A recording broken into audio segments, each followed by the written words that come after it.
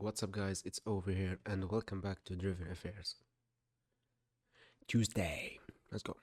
Tuesday rolls around on an unusual, relaxed feeling week. The sun is out, the traffic isn't bad, even the schedule is more relaxed. It seems like everyone is slowing down and enjoying the spell of nice weather. Smell. I arrive at my first gig of the day, pulling up in front of the block of posh Chelsea'd apartments. Anna is already waiting at the curb. The timid looking woman is dressed in that same long coat, despite the warm temperatures. Though, if our last ride was an indication that a long coat may be all she is wearing, I have just the slightest bit of nervousness. Picking up the curious woman again, I'm just not sure what to expect from her. But the pay is good, and whatever concern I have is overshadowed by my curiosity. As I come to a stop, the door opens and the slender redhead clambers in. Good morning, miss. Good morning, James. Where are we off to today? Anna is still notoriously bad about leaving any detail regarding destinations when she schedules her rides. The Museum of Modern Arts, please. We set out for the Upper West Side towards Central Park. It's a good day to get out. What with what with how not what with how nice the weather has been. Usually, it's almost unbearably muggy this time of year. Really? Huh? Planning on doing anything outside? The park should be gorgeous. I don't know. Ever the conversationalist. Well, at the very least, there are plenty of restaurants with good outdoor seating around the museum. If you break, uh, if you break for lunch, I'll leave it at that. No sense in trying to force a dialogue with someone who doesn't want to talk. I believe in respecting Anna's privacy, but I'd be lying if I said that her distance didn't make her so much more intriguing. Hmm. A short drive north, and we're pulling up in front of the museum. Alright, miss, here we are, the Museum of Modern Art. Oh, already? Wow. Are you meeting someone here? No, I thought I'll just go alone. I feel a pang of pity for her. Did she want to go alone, or did she simply not have anyone to ask? I debate whether or not to offer her company. She might want to be alone. Um, yeah. I apologize if this is too formal, but would you like some company while you visit the museum? And looks at me. She appears genuinely surprised by the offer and seems to be searching for the right answer. The question lingers for a moment until finally, with just a hint of smile, she replies, "Yeah, okay, okay. Let me park and I'll join you inside." A short while later, Anna and I are walking past the front voyeur, ticket in hand. Thanks for coming with me. You really didn't have to. It's no problem. It's too late to reconsider anyways. I already got the ticket. Anna's eyes go wide as her cheeks flush, looking apologetic. Oh my gosh, I'm so sorry. I should have paid for your ticket. I laugh. It's hard to get a beat on Anna at times, but she does seem like a genuinely sweet woman. Don't worry about it. I like going to museums. Oh, me too. I smile and gesture for her to lead the way. Things are mostly quiet as we wander the Carvinus exhibit. It's hard to uh, it's hard to gauge if Anna is enjoying my company, but despite the lack of conversation, she does tend to hover close by. What would you like to see next? We emerge from the Impressionist section at a crossroads between exhibits. The redhead pauses and thinks for a moment. I'd really like to see the postmodern collection. What about you? What parts do you like? That might be the first actual time she's engaged me with a question. It feels like progress. Artists, I'm not super well versed, but I like the Warhol stuff. Yeah, I like Warhol too. We continue on through the post-modern section. Every exhibit we pass, Anna seems to let her guard down just a little more, even giggling when I try to give my ill-informed interpretation of some of the pieces. Things seem to have warmed up enough between us that I feel comfortable trying to get to know Anna a little better. So, what brought you to New York? It's so dumb and cliche, but I came here to be a painter. I'm from a little town in Vermont. It's nice, but there isn't much of an art scene outside of my mom's friends and some old hippies. I don't think it's dumb. I think it's cool. You're out here trying to live your dream. Really? Sure. I came out here with my own goals and aspirations. I have a lot of respect for someone who goes after what they really want in life. Oh, thank you. Anna's cheeks glow pink as she bashfully looks away, hiding her embarrassed but flattered smile. Do you ever miss it, Vermont? Yeah, at times. It was quiet and peaceful and pretty. I love New York, but it's always so loud. I miss all the trees and the sounds of birds in the morning, and the way you could hear the wind blowing through the leaves. What about you? Do you miss your home? Uh, and whatever. I do. People around here treat places like most of Florida like a joke, but I do miss it. I have a lot of fond memories going out on the boat and fishing with my dad and brothers.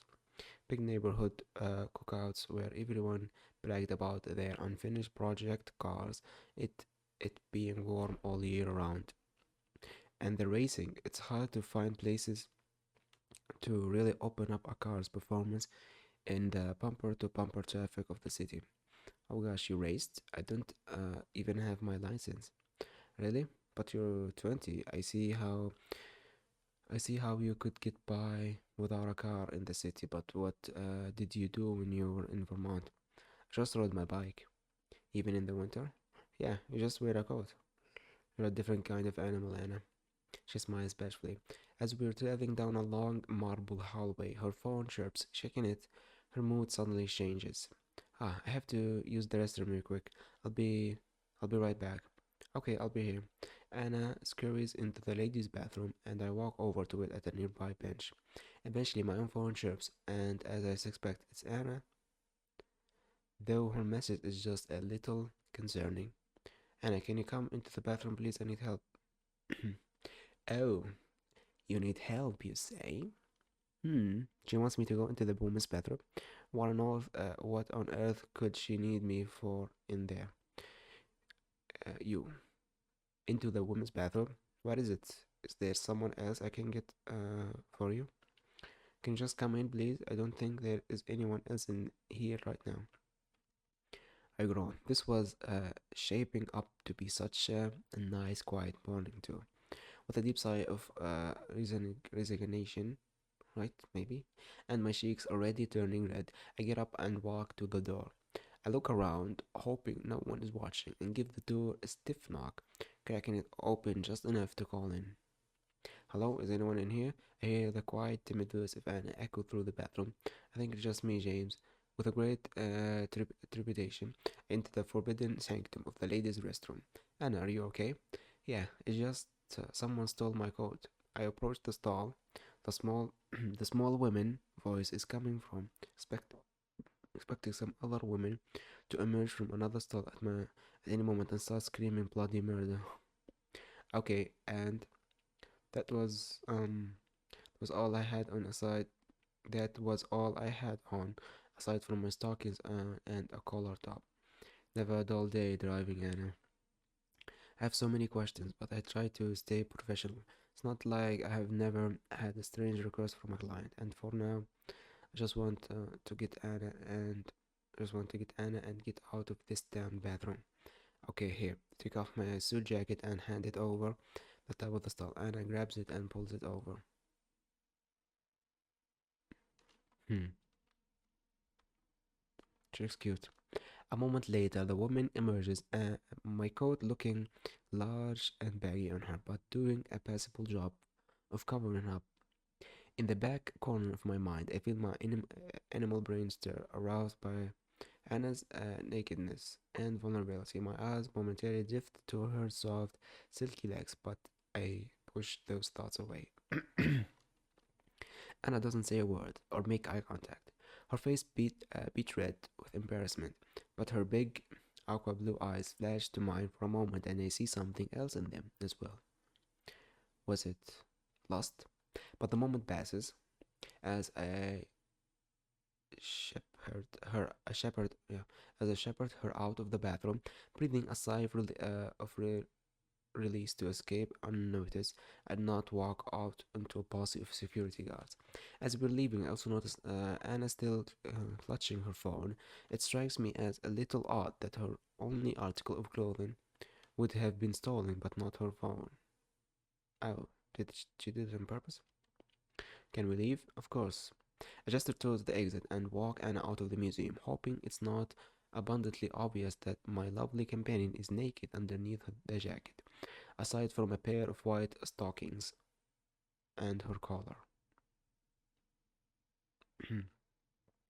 Out on the street, and with enough privacy to ask, I debate probing Anna for more answers on why the hell she was naked aside from her coat and how it got stolen. Um, yeah. Okay, pardon me for asking, but I have to know why the hell were you not wearing anything under your coat? Now clear of the museum, I start to get a little angry at being put in that situation in public. I know it's been warm out lately, but I can't help but feel there are more suitable wardrobe options. His face is a mix of anger and humiliation. Her cheeks are glowing red in embarrassment. Clutching my coat tightly around her lithe, naked body, she stone walls, tongue-tied for a moment. She responds in a fluster. I don't have to explain myself to you. I don't ask you to come with me. I didn't ask you to come with me to the museum. Oh yeah, and what exactly would you have done if I hadn't been there? Come to think of it, I didn't see anyone leave the bathroom after you went in. So how the hell did your coat get stolen?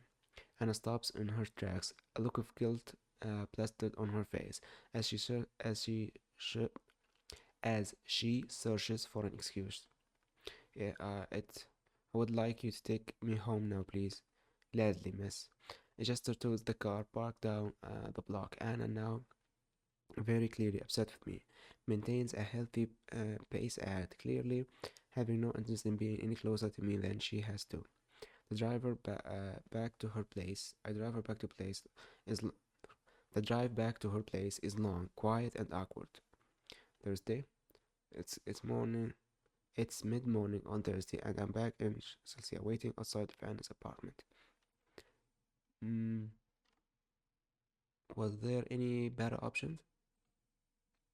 Stable fashion.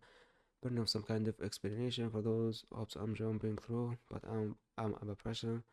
Confidentiality and discretion is part of the premium my clients pay for. I keep my questions to myself and escort Anna back to the car. The woman stays close to me as if I offered some kind of protection in her compromising situation. The drive home is quiet and awkward, but before long, we're pulling up in front of Anna's apartment. Alright, here we are, miss. Yeah, I have a feeling we got the right option like this. Thank you. Your coat. If you wait a moment, I'll run upstairs to grab something to put on and bring it back. That would be fine, thank you, miss. She pauses for a moment as if she's searching for the words to say something. And thanks for the coat. And not asking a ton of questions. Think nothing of it, Anna. The little redhead scurries out of the car and up her apartment stairs. Once she's out of sight, I let my head drop back against the headrest, letting out a deep exhale of relief that this ride is finally over. Given her track record, I have a mix of both curiosity and concern at what Anna's next ride will bring. Thursday. It was a little better. It's mid-morning. Yep, and Anna's apartment. As typical, no information on where she needs to be driven, just that she requested a pickup. She's certainly an odd one. Moving to New York to be an artist isn't unusual by itself, But the apartment she's renting on this block in particular can't be cheap. Maybe painters make more these days than I thought, or maybe she comes from money. Either way, she certainly doesn't appear uh, to be a starving artist. Finally, the dainty woman emerges from her apartment and climbs in the back seat. Good morning, miss. Good morning, James. Where are we off to today? Ah, Central Park, please. I popped the car into drive and we set off. I can't help but notice she has the same coat from Monday. Did she somehow retrieve it? Or does she simply have multiple coats of the same cut and style? Ignore the impulse to ask and just put it out of my mind. How is your day going so far? It's nice to receive some friendly, unsocialized small talk from Anna. Uh, unsolicited small talk from Anna. Maybe she's warming up to me. My morning is going well, miss. Thank you for asking. How was yours? I'm a little tired. I was up late. Oh, I hope there wasn't anything keeping you up going to the park to get some air. Yeah, I thought maybe a little walk would do some good. Before long, we're pulling up to the west end of Central Park. The same, almost unusually laid back energy that has drifted through the city seems to uh, saturate the park. The greens are more crowded than usual, with New Yorkers lazily wandering about, longing and enjoying the fine weather. Mhm. Here we are, Miss Central Park. Anna pauses for a moment, her cheeks turning a little red as if she's getting ready to ask an uncomfortable question. This might sound a little weird, and don't if, feel free to say no if you don't have to want to. But would you like to join me for a walk? It's just so nice out. I thought you might like to enjoy the weather instead of waiting around in the car.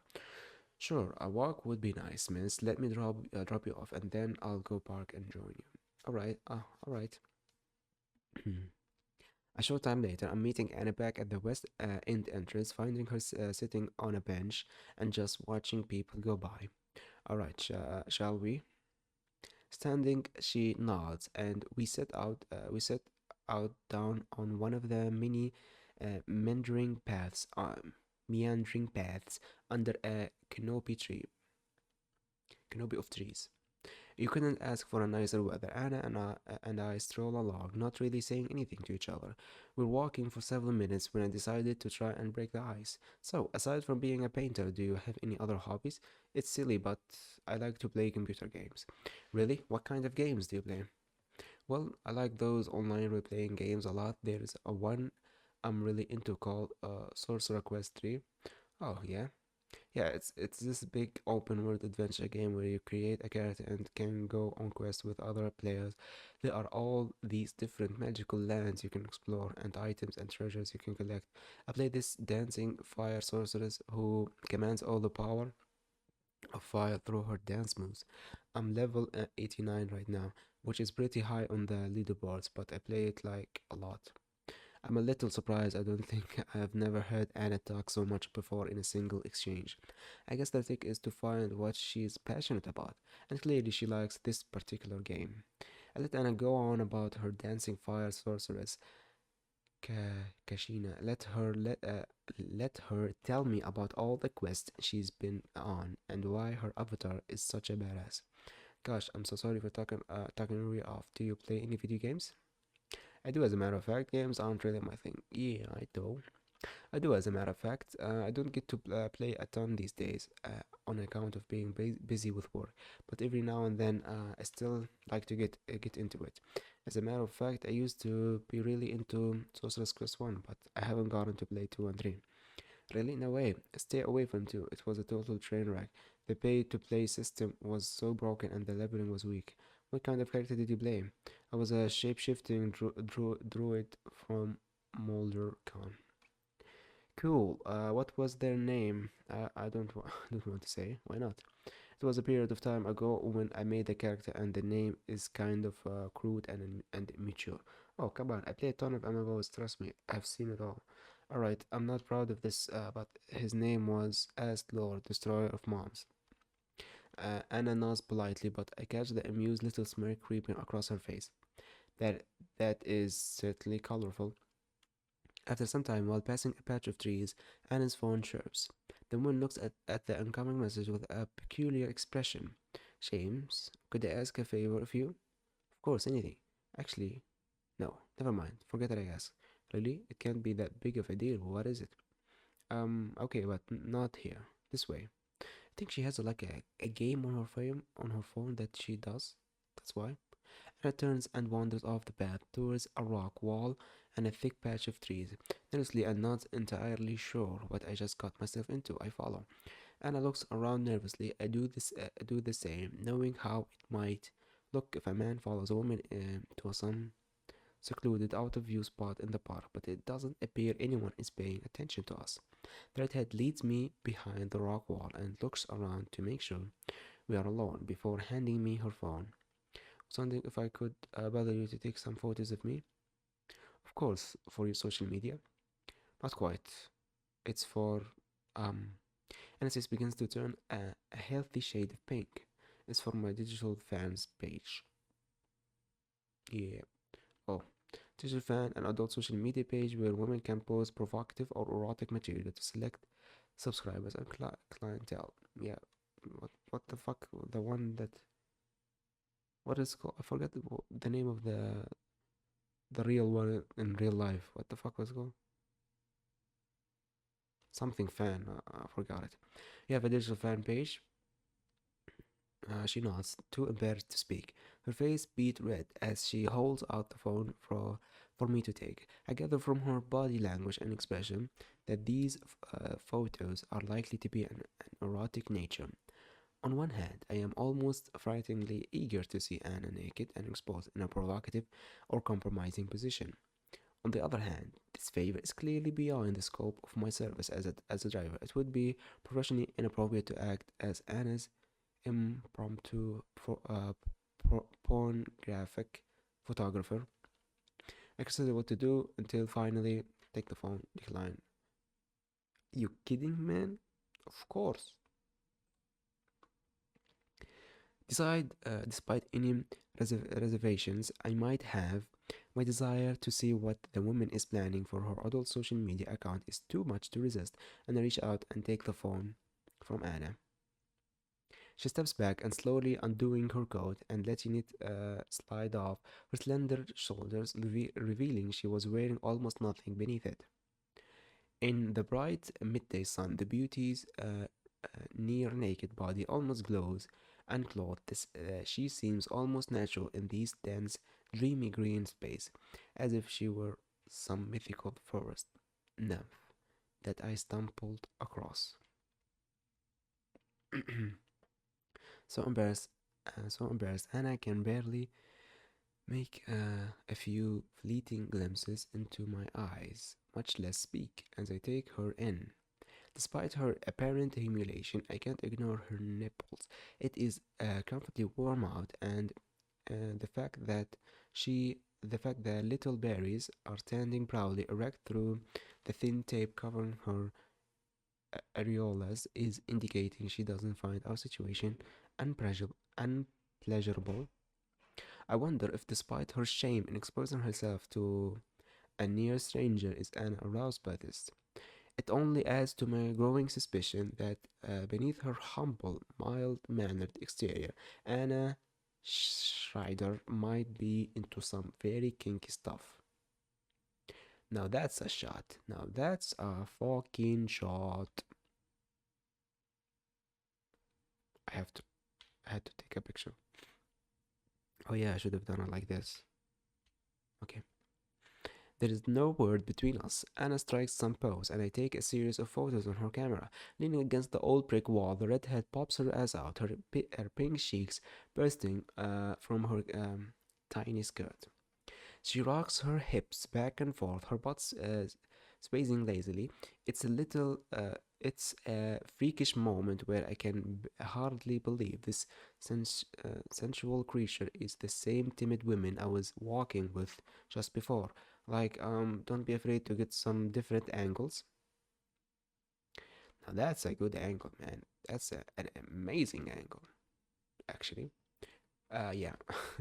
Obliging her request, I pan down to get some shots from a lower vantage point, emphasizing and putting on display her ample hand quarters and tight, wet little pee. Anna's nervous expression is betrayed by the message her body is sending, r- writhing and gyrating as if possessed by her animal nature. Writhing, right? Writhing, whatever that word is. Oh, okay.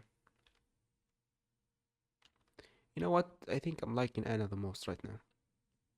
It is as if the commands of patrons in her online chat were being transmitted straight to her brain.